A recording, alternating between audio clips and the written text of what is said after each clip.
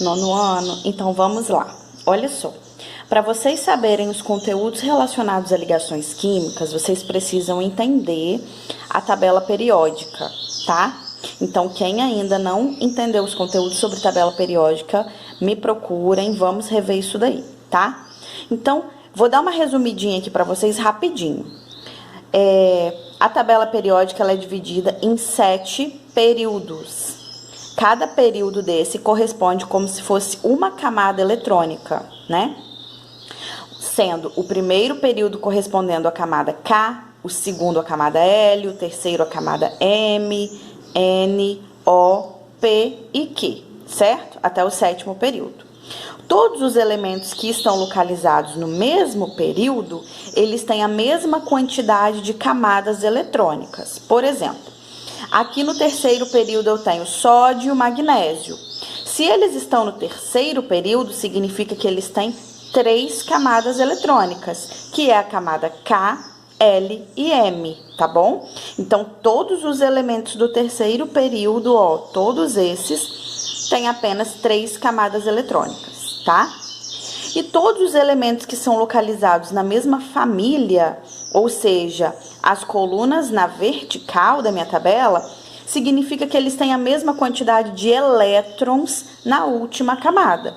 Então, aqui nós temos a família 1A, 2A, 3A, 4A, 5A, 6A, 7A e 8A.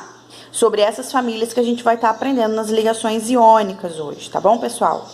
Todos os elementos localizados na família 1A possuem apenas um elétron na sua última camada, independente se ela é K, L, M, N, O, P ou Q, tá? Todos os elementos localizados na família 2A possuem 2 elétrons na última camada. Por exemplo, aqui eu tenho o berílio. O berílio tem 4 elétrons, certo? Então, ele vai ter 2 elétrons na camada K e 2 elétrons na camada L. Então, como a L é a sua última camada, ele tem 2 elétrons na última camada. Então, família 2A, tá?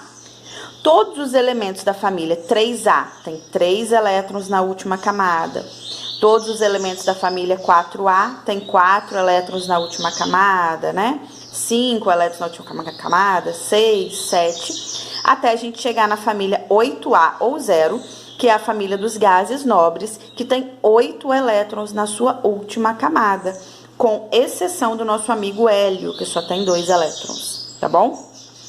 Então, como eu já tinha explicado no outro vídeo, os metais, no caso das ligações iônicas, que estão localizados na família 1A, 2A e 3A, eles vão se ligar aos não metais, que estão localizados na família 5A, 6A e 7A da tabela periódica, tá bom, pessoal?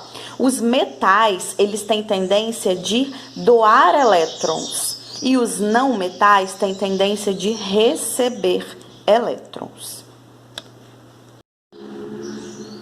Galerinha, então, os exercícios 1, 3, 4 e 6, vocês vão ler as perguntinhas e responder, tá? Se houver alguma dúvida, vocês podem me procurar. Eu vou explicar aqui para vocês como que vocês vão estar resolvendo as atividades número 7 e número 10, tá? A atividade número 7, a gente tem que consultar a tabela periódica, ó. A gente vai olhar os números atômicos dos elementos, localizar o gás nobre mais próximo de cada um e, com base nessas informações, responder qual a carga que esses átomos terão ao se transformarem em íons e estabelecerem ligação iônica. Como assim? Vou fazer o primeiro aqui, gente, relacionado ao elemento K, que é o potássio, tá bom? A primeira coisa que a gente vai fazer é localizar o potássio na tabela periódica. Então, aqui a gente tem o elemento potássio, que tem número atômico 19. Então, ele também vai ter 19 elétrons na sua eletrosfera. Percebemos que o potássio, ele tem 4 camadas eletrônicas, né? E quantos elétrons ele tem na sua última camada? Apenas um, porque ele está na família 1A. Então, o potássio, como ele tem apenas um elétron na sua última camada, o que vai acontecer? Para ele ficar estável, ou seja, para ele adquirir a configuração eletrônica de um gás nobre, ele precisa ter 8 elétrons na sua última camada. Então, o que vai acontecer com o potássio? ele vai ter que doar esse 1 elétron, certo? Se ele vai doar esse 1 elétron na sua última camada, ele vai ter 4 camadas eletrônicas ainda? Não, ele vai passar a ter 3 camadas eletrônicas, certo? Então, qual é o gás nobre que o potássio vai ficar parecido, assim, em relação à quantidade de camadas eletrônicas? O argônio, né? Que é o gás nobre que se completa com 8 elétrons no terceiro período, tá? Então, o potássio vai ficar similar a ele. Pessoal, então o que vai acontecer? Como o potássio, nós vimos que ele está na família 1A, ele tem apenas um elétron na sua última camada, certo? Eu fiz aqui para vocês a distribuição eletrônica do potássio, gente, ó. Na camada K, ele tem 2 elétrons, na camada L com 8 elétrons, na camada M com 8 elétrons e na camada N com apenas 1 elétron. Então, a gente percebe que o potássio, ele com apenas 1 elétron na sua última camada, o que vai acontecer? Para ele ficar estável, é melhor ele doar esse 1 elétron, certo? Se ele doar esse 1 elétron, ele vai passar a ficar com 8 na sua última camada, ok?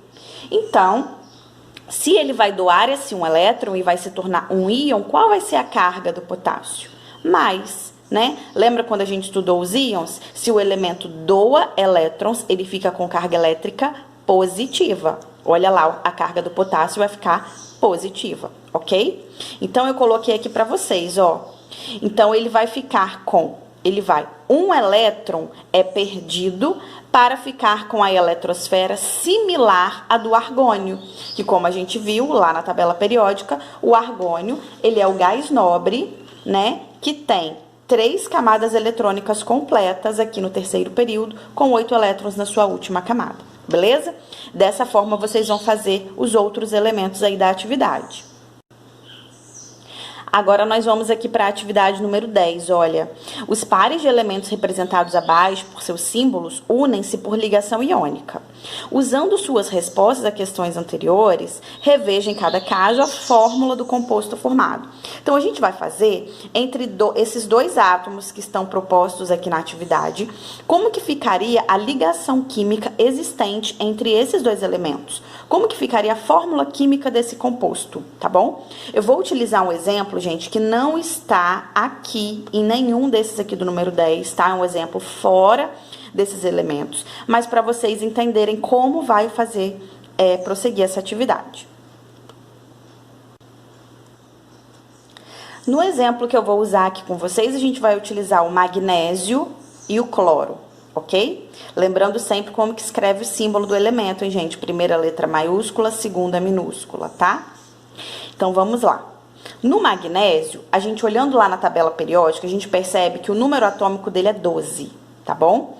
Então, fazendo a distribuição eletrônica do magnésio, a gente vai ver que ele tem camada K igual a 2, L igual a 8 e M igual a 2. Ou seja, na sua última camada, o magnésio tem 2 elétrons, certo? Ele é um metal. Se ele é um metal com 2 elétrons na sua última camada, qual é a tendência desse metal? Ele tende a perder 2 elétrons, ok? Esses 2 elétrons ele tende a perder, porque se ele perder, ele vai ficar com 8 na sua última camada e vai ficar estável, beleza? E o cloro, ele tem número atômico 17. Número atômico 17, ele é um não metal. Sua última camada é a camada M com 7 elétrons. Então, o que é melhor para ele, gente? Ganhar mais um elétron e ficar estável? Ou ele perder esses 7 elétrons? Ele tem o quê? Que ganhar, certo? Então, a tendência dos não metais é sempre de ganhar elétrons. Com 7 e ele ganha mais um elétron, ele vai ficar estável com 8 na última camada, tá bom? Então, aqui embaixo, eu desenhei para vocês como que ficaria os elementos, e essas bolinhas estão representando a quantidade de elétrons da última camada de cada elemento desse. Aqui a gente tem o magnésio com 2 elétrons na sua última camada, e aqui nós temos o cloro com 7 elétrons na sua última camada. O que acontece? O magnésio, ele não tem tendência de doar esses elétrons para o cloro. Então, ó, vamos imaginar que esse magnésio ele vai doar um elétron desse para o nosso amigo cloro, certo? O que vai acontecer nesse caso? O cloro passou a ter aqui 8 elétrons, certo? Só que o magnésio ele ainda não ficou estável. Por quê? Porque o magnésio ainda tem um elétron ali, gente, e ele precisa doar esse um elétron. Então, o que vai acontecer? Vou precisar de ter outra molécula, outro átomo, aliás, né, de cloro. Então, eu vou desenhar aqui, ó, as 7 bolinhas, ou seja, os 7 elétrons da última camada do cloro. E o magnésio vai doar esse elétron para o meu cloro. Aí sim, o cloro vai ficar com 8 elétrons na sua última camada e o magnésio também ficando estável todos os dois elementos, ok? Ou seja, para eu estabelecer uma ligação química entre esses dois átomos, eu vou precisar de um átomo de magnésio e 2 átomos de cloro. E a gente vai formar aquela fórmula de Lewis que falou lá no videozinho para vocês. Mas não é essa fórmula que a gente vai fazer. Esquece isso. Isso daqui eu fiz só para explicar para vocês o fundamento de onde que a gente vai estar montando a nossa fórmula. Para vocês estarem montando aí da atividade, gente, é bem fácil, tá? Vocês vão pegar a tabela periódica de vocês e vão observar qual a família entre que esses dois elementos se encontram. Como a gente já fez a distribuição eletrônica aqui, fica até mais fácil, né? Mas você sabe que o magnésio, ele tá na família 2A. Então, ele tem 2 elétrons na sua última camada, certo? Se ele tem 2 elétrons na sua última camada, o que vai acontecer? Ele vai perder esses 2 elétrons, certo? O íon que perde 2 elétrons, ele fica com carga positiva. Então, eu vou colocar aqui mais 2, certo? Porque ele perdeu elétrons, então ele ficou com carga positiva mais 2. E o cloro, como ele está na família 7A, com 7 elétrons na sua última camada, ele tem tendência de ganhar um elétron. Então, o que vai acontecer? Quando o elemento ganha elétron, ele fica com carga negativa. Aqui eu posso ou não colocar o número 1, tá, gente? Mas basta colocar o símbolo mesmo, só o sinal, que já indica que ele perdeu, que ele ganhou, aliás, um elétron, ok? E agora, para a gente montar a fórmula do nosso composto, a gente faz uma regrinha que eu chamo de regra do escorrega, que é como? Você vai descer com essa carga elétrica e ele vai vir aqui, ó, como quantidade de elemento. Então, esse 2 vai escorregar para cá e esse 1, né, na verdade, que o sinal significa aqui menos 1, ele vai escorregar para cá, ó. Como que vai ficar o nosso composto, então, gente? Finalizando. Vai ficar, Mg, né, que é o magnésio. Como esse 1 escorrega, o 1 não precisa aparecer também como quantidade de elemento, tá, gente? Então, aqui é como se fosse 1, ele fica invisível, magnésio Mg e cloro Cl. Só que o Cl, esse 2 desceu, né, que escorrega. Então, fica assim, ó, MgCl2. Que é o que a gente tinha feito aqui, né? Para cada magnésio, precisa de 2 átomos de cloro. Então, olha ali como que ficou o meu composto, tá? Então, quando vocês forem fazer a atividade, não precisa fazer toda essa distribuição. Basta encontrar o elemento na tabela periódica, olhar como que ficará a carga dele, fazer a regrinha do escorrega e aí vai dar tudo certo, ok? Vocês vão ter aí o composto. Uma coisinha pra gente finalizar. Só mais uma regrinha, gente, pra gente finalizar aqui. Toda vez que eu for montar o composto, qual elemento que vai vir antes? Sempre o cátion. O que é cátion mesmo? O elemento que tem carga elétrica positiva, tá? Aquele elemento que perdeu elétrons. O cátion sempre vem antes do ânion, tá? Então, esse daqui é o nosso exemplo do número 10, que vocês vão fazer. Mas se ainda houverem dúvidas, podem estar me perguntando, ok?